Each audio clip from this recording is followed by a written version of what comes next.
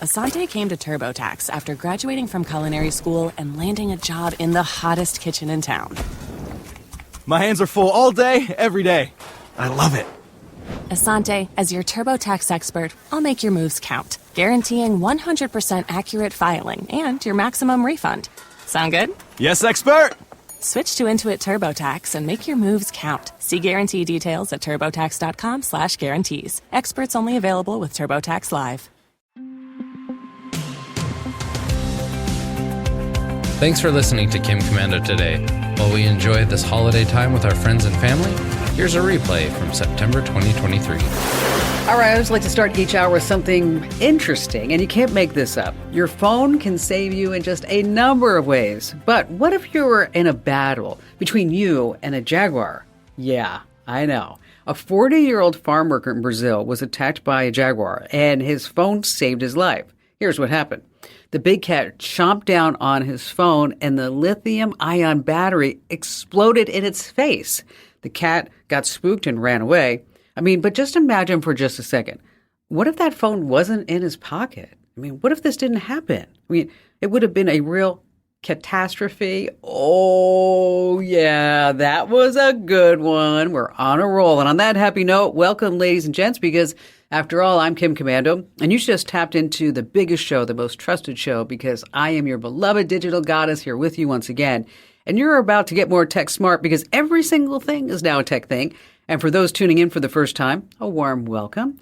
And we're delighted to have you joining us. And to our regulars, it's great to have you back. And you can find my show across 420 fantastic radio stations in the United States. And if you want to listen on your own time, no problem. Just pop open your favorite radio app and you can search Commando to find me. And if you're more into podcasts or webcasts, head over to commando.com, find that Commando Community button, and experience me 100% commercial free. So wherever you are, whatever you're doing, we're just a click away. And a special shout out goes to our listeners on the American Forces Network Radio, serving more than 375,000 American servicemen and women in the Army, the Navy, the Air Force, the Marine Corps, the Coast Guard, and the Space Force in 175 different countries. And our T-Mobile Unlimited listener line is now open at 1-888-825-5254 is the way to join us. And in case you want to, you can always drop me your questions over through the website. There's a big old button at commando.com that says Email Kim. All right, it's my labor of love. I check out 35 different websites, maybe more, every single day to bring you up to date with the top 5 things that you need to know about tech. And we're going to start with, do you remember Blockbuster and Plan? Yeah, that was before Netflix and chill. Remember we had to go wander down the aisles and then look at the VHS covers and then, be kind and rewind. What about today, where you can stream just about any single show that you want on your couch? But believe it or not, there's a revival happening. People are digging through their attics and dusting off their VHS collections. Why? They want to watch them to remember the good old days. Now, if you have any old VHS tapes, wow, they may be worth a lot of money, according to recent eBay sales tracked by Screen Rant. A VHS copy of Back to the Future 2 recently sold for $1,000. Okay. A Goonies VHS tape recently went for over $4,000. Yes. Okay. A Nightmare on Elm Street fetched $5,000. Yes, I'm talking about VHS tapes. I know. It's kind of crazy. We have a list of the top-selling VHS tapes over at commando.com in case you have any in your collection. You're like, maybe they're worth some money. Number 2 on our list of 5 things is Elon is shaking in his space boots. The Tesla Model 3 has a range of 333 miles on a single charge, a sticker price about $40,000. Well, Tesla has a contender for Mercedes-Benz. It's called the CLA Class Concept. It charges up to 248 miles in 15 minutes. Its overall range, 446 miles. The real game changer, you're going to get a Mercedes for around $50,000 instead of a crappy Tesla for $40,000.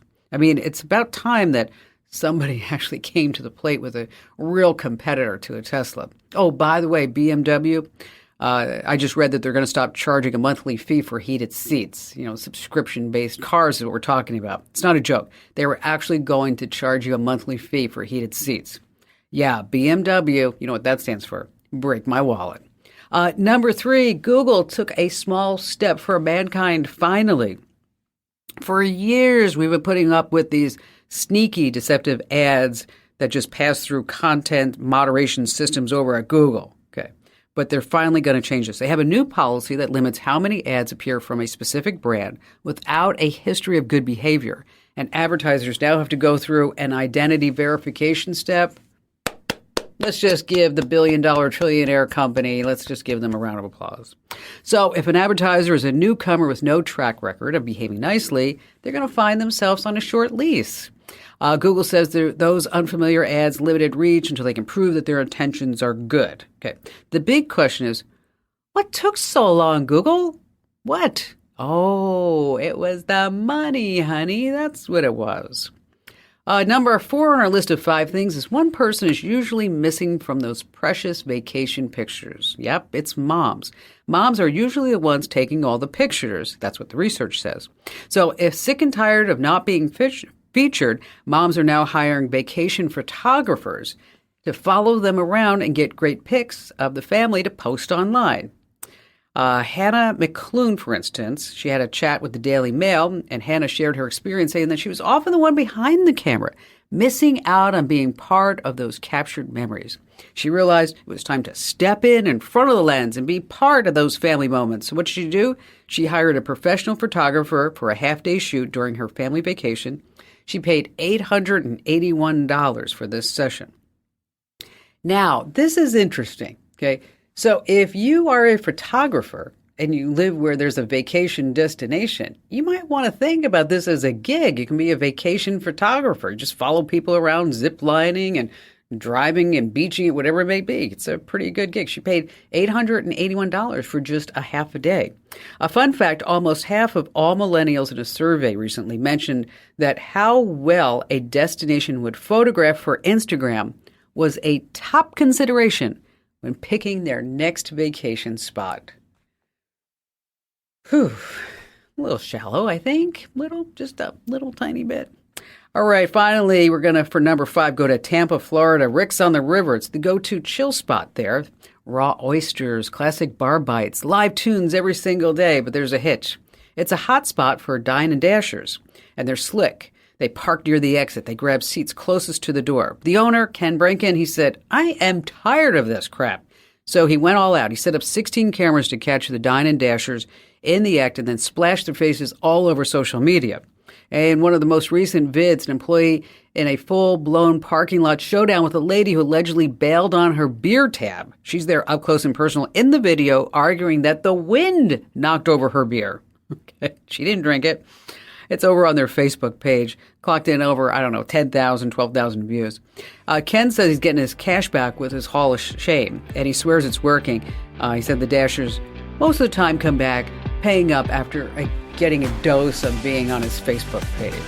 Started to think about this. Dine and Dash, right? That's for restaurants. Is not paying for a haircut a cut and run? Yeah, I know. That was a big groaner.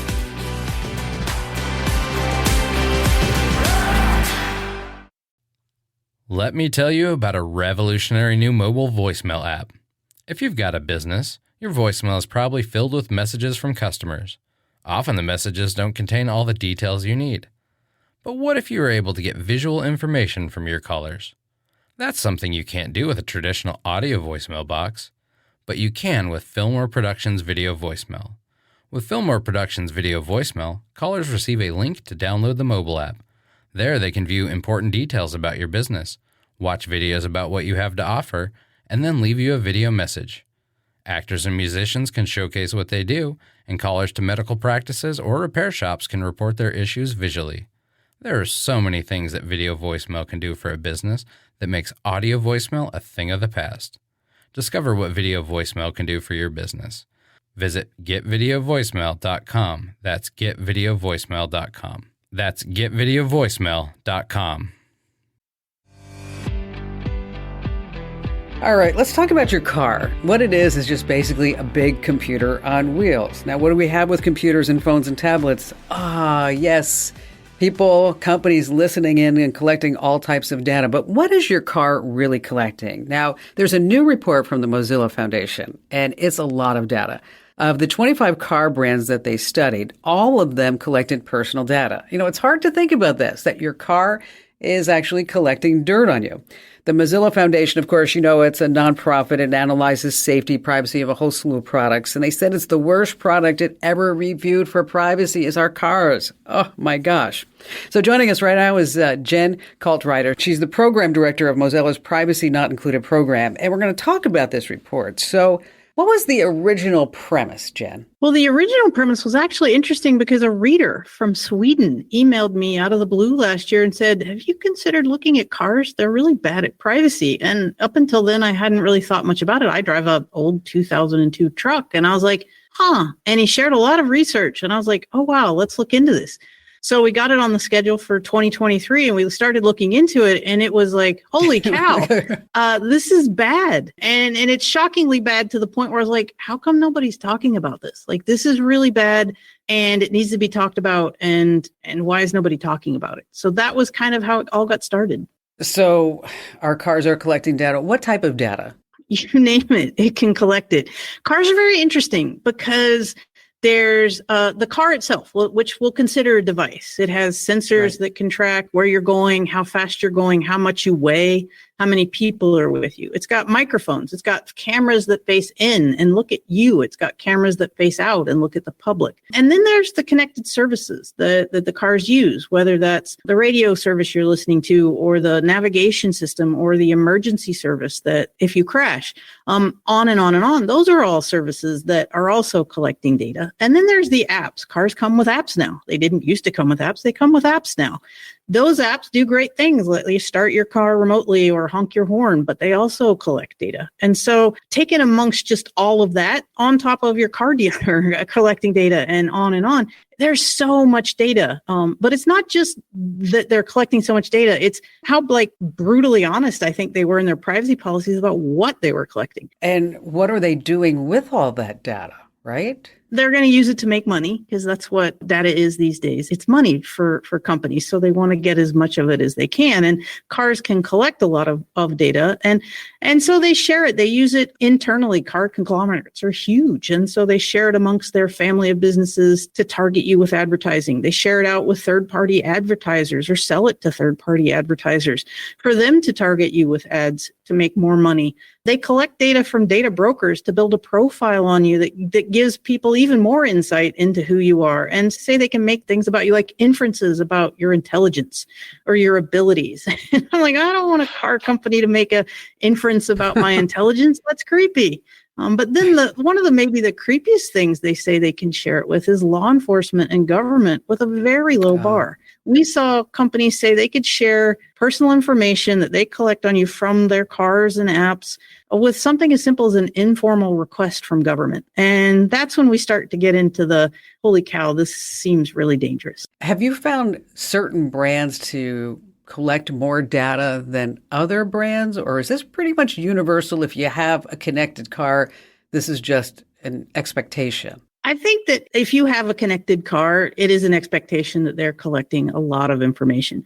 What we did find was some car companies just outright came out in their privacy policies and admitted to collecting a lot more information. Like I said, when Kia says they can collect information about your sex life, that raises an eyebrow.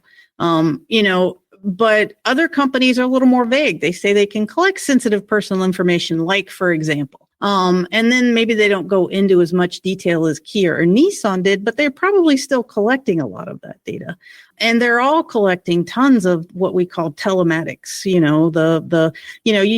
Your car insurance company used to say, hey, we'll send you a dongle if you plug it in and you drive safe, we'll give you a discount. And that was, a little creepy, but you could opt into that. Now, all that tracking is already built into the car, so you're not able to opt out of it, and that's what's scary. Can you see the data? I mean, can you have access to it? Or is it something that, in order to drive the car, like with an app, you just have to click agree and, just kind of take it as it rolls? Yeah, it's a good question. I mean, you seeing the data is tricky. And depending on where you live, you have, people in California have more rights to have their data deleted than I do in Vermont, say. I tried to have my car company delete my data. And when they ask what state I lived in, there's like, oh, sorry, we don't have to delete your data. But then there's the choice, and the consent gets very interesting with cars. And then there's, like you mentioned, Tesla has an interesting line in their privacy policy where they're like, hey, we know people buy our cars because they're connected, but if you want to opt out of data sharing for privacy reasons, you can go ahead. And then you keep reading and they say, but if you do, your car might become inoperable or become dangerous. And you're like, oh, that's not much of a choice. No. You know what? Here's the deal with the Tesla, Jen, is that if you opt out, they actually turn on full self-driving mode. Okay, so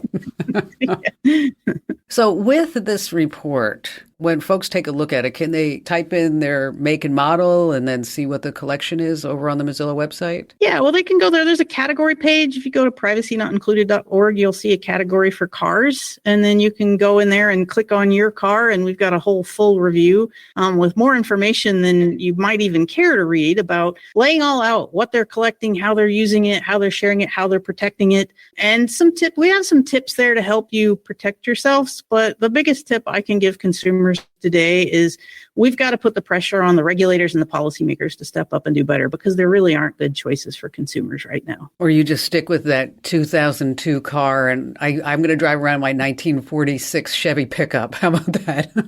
Yeah, that's great if you know how to fix it. Yeah, that's the old problem. You know what? I'll tell you, the 1946 pickup truck, okay, you can't go over 40 miles per hour. That's just the way that it is. I mean, but there's no data being collected, so there it is. Jen, thank you so much for sharing this report with us. And folks, once again, in case you want to check it out, it's at privacynotIncluded.org. If you'd like to see a list of all the cars and what we think about the privacy concerns, we have that all posted over at Komando.com with a K, of course.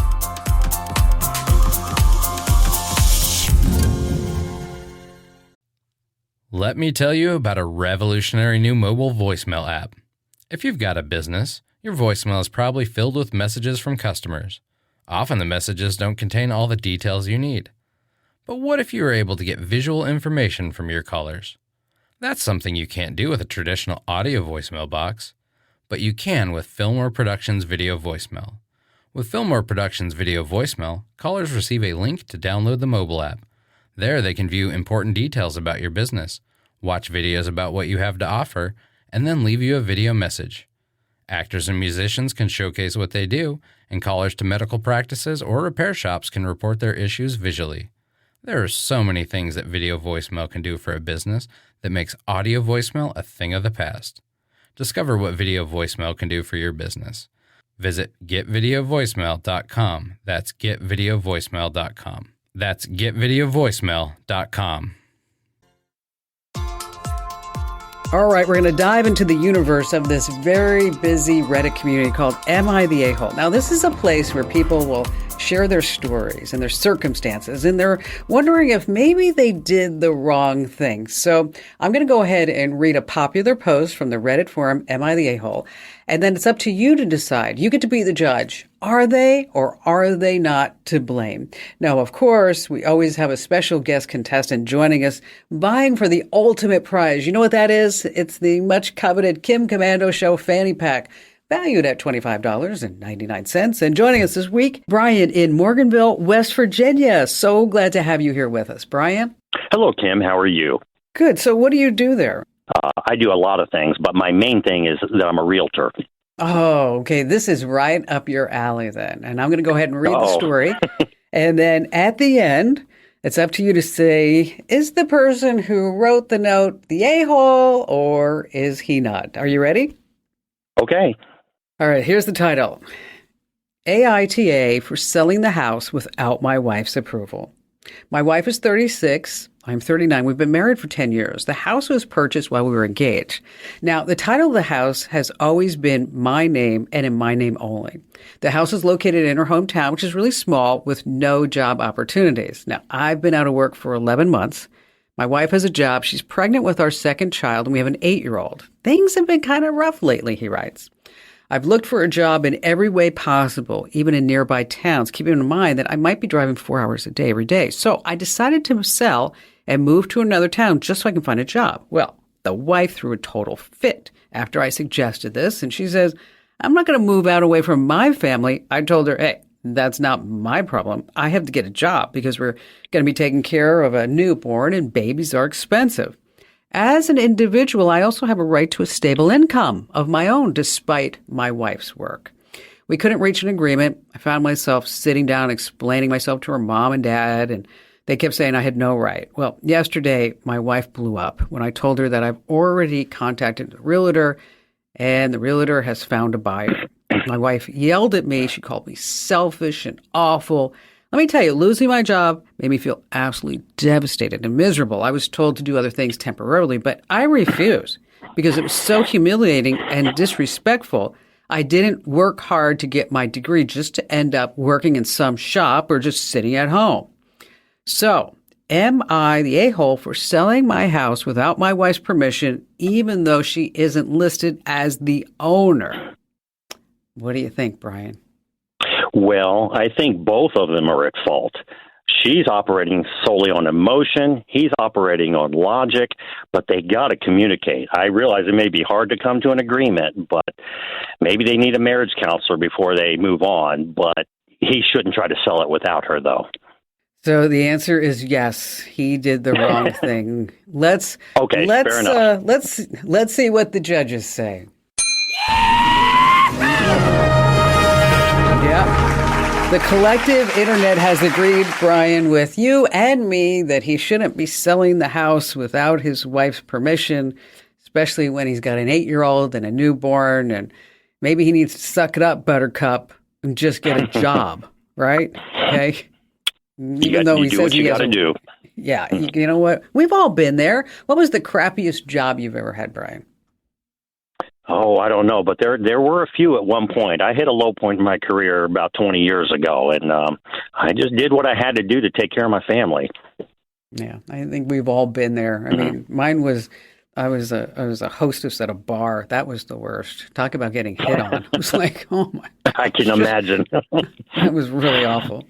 So what's going on with you, and how can I lend a hand? And congrats on the big win of the Kim Commando Show Fanny Pack. Well, thank you, Kim. I've been listening to you since the late 90s. I was driving in western North Carolina late one night, and I picked you up on an AM station from a long distance. It was actually WSB from Atlanta, and I've been listening to you ever since. So it's been at least 25 years at this point. You know. Mm-hmm. Thank you. That's a big stick there in Atlanta. It does. It goes far. It is, yeah. Mm-hmm.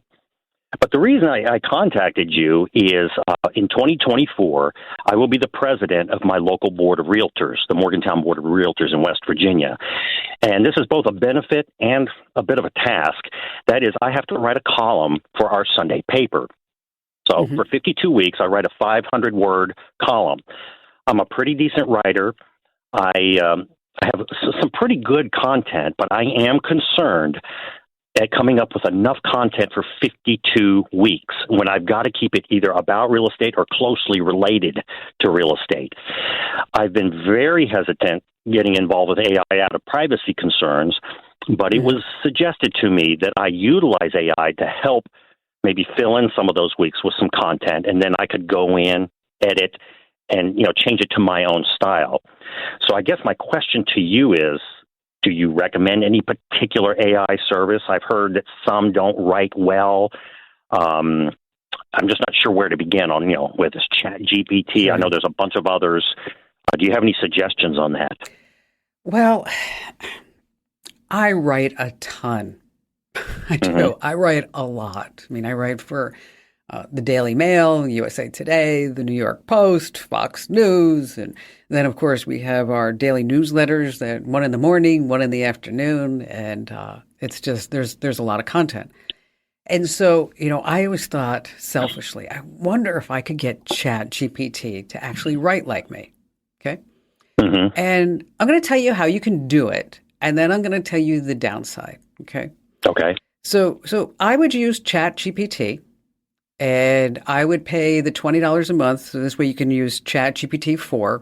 And it also gives you some extra inquiries and prompts. And you can save your results. And you can also do something what I'm talking about. You can create a writing style. And so what you do is you have to give it, say, have to have like 10 examples of things that you have written.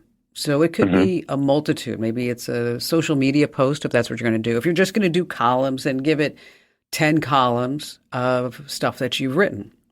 Okay. You start out and you say put the word ready in all capital letters. And then you tell it what you're going to do. Say ready in all caps, and then say, I'm going to post examples of my writing every time I say ready. And when I'm done, I'm going to give you the word finished in all capital letters.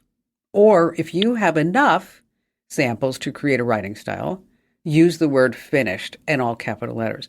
The reason why I like is to put this in capital letters because it stands out, okay? And you can see clearly what's going on.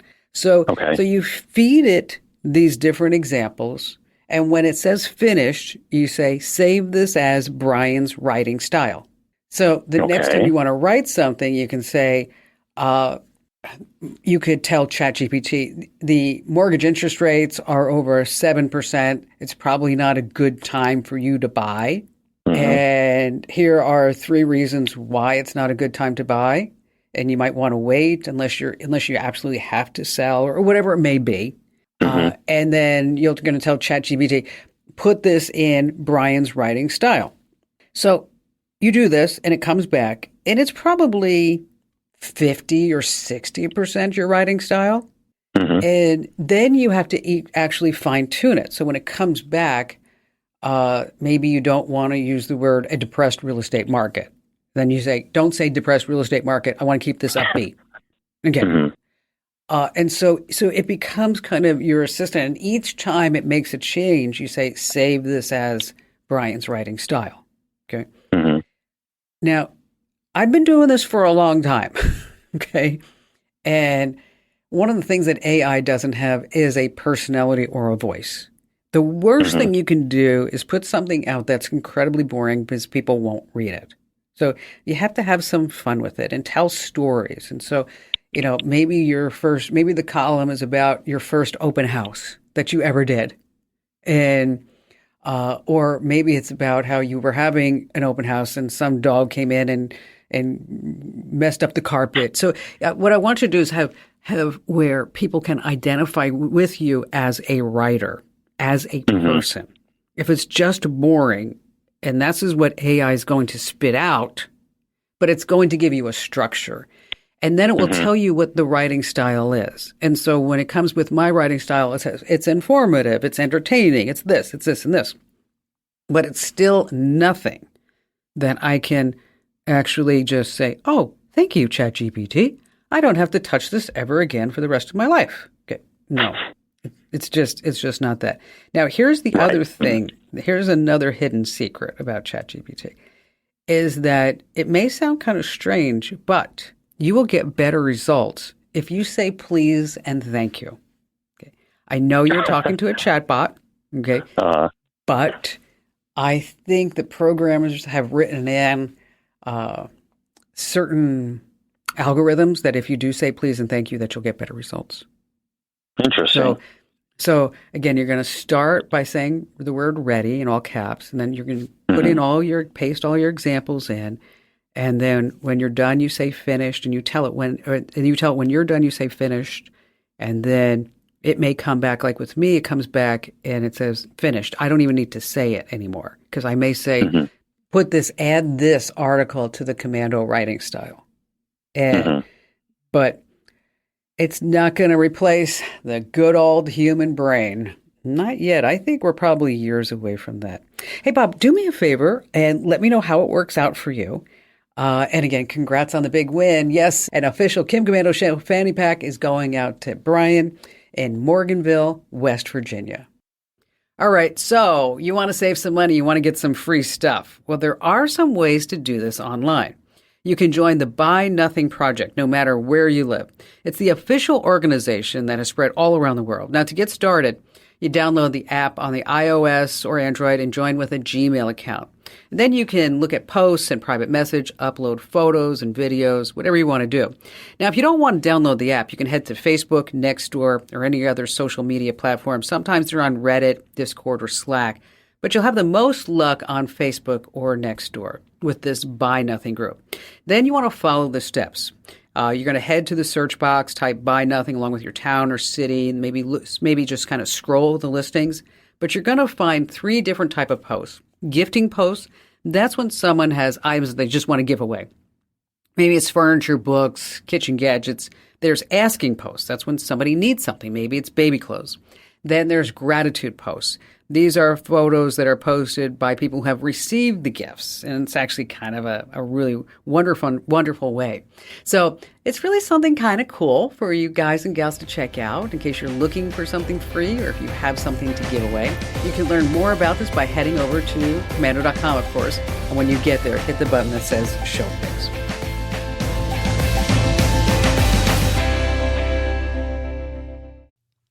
Let me tell you about a revolutionary new mobile voicemail app. If you've got a business, your voicemail is probably filled with messages from customers. Often the messages don't contain all the details you need. But what if you were able to get visual information from your callers? That's something you can't do with a traditional audio voicemail box, but you can with Fillmore Productions Video Voicemail. With Fillmore Productions Video Voicemail, callers receive a link to download the mobile app.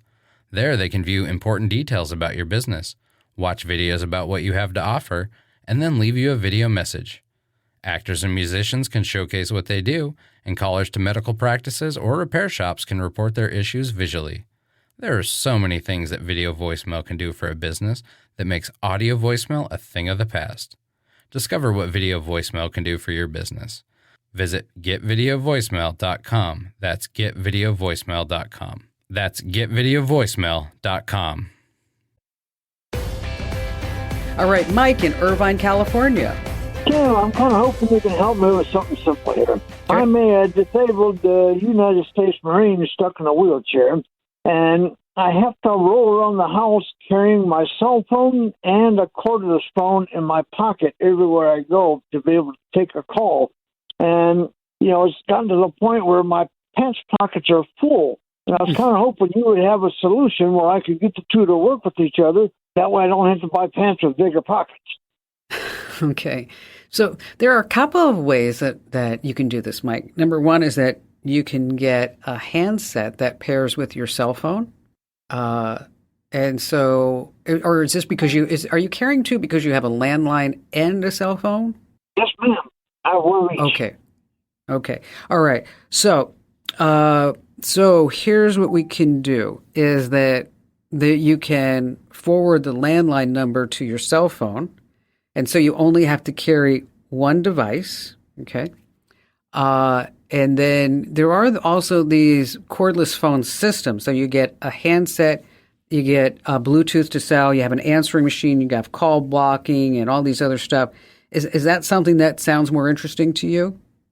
Oh, man, that sounds like the cat's meow right there. Okay, so here's what we're going to do, sir. As a thank you for your service, I'm going to send this to you. I'm going to send this to you for free. Okay, it's made by Motorola, and it's about $65, but I think it's going to be exactly what you need. And if for some reason this doesn't work out for you, Mike, which I'm sure that it will, just get in touch with me again, and we'll send that one back. But I think this is really the solution that you're going to want. I mean, it has a whole bunch of features. You're only going to have to carry one thing in your pocket. No more two phones, just one phone. Again, it's the Motorola Voice D8711 is that model number. And it's about, like I said, it's about $65. So hang on the line, Mike. We're going to get your name and address, and we're going to send that out to you. Compliments of me as just a special thank you, little special thank you for your service to our country. Your text messages are probably full of memes and photos and conversations and responses. And I bet you there are some really important ones that you'd be just devastated if you lost them. So here's how to back them up. And let's start with Android. You want to use the app SMS Backup and Restore. I know there are just a ton of these in the Google Play Store, but the one that you want is SMS Backup and Restore. It creates a backup on your phone to the cloud, Google Drive, Dropbox, OneDrive. And then you can create backups whenever you want or just create automatic recurring backups. Now, if you're using an iPhone, head into your iCloud settings and then toggle messages on, and then it will back it up to your cloud account. Or if you need more flexibility, say if you're in a legal situation, use the app called iExplorer. It's going to save your phone's messages to your PC or Mac as a PDF file. Now, if you need the names of the apps again, just head over to commando.com and use the phrase backup text messages, and then it'll just pop right up for you. And be sure to tell 3 friends about the Kim Commando Show and also our podcast, because everyone needs more knowledge, and knowledge is power. This program is a copyrighted production of Westar Multimedia Entertainment and protected by the copyright laws. Any rebroadcast or use of this program for commercial, business, economic, or financial purposes without the written permission of Westar Multimedia Entertainment is strictly prohibited.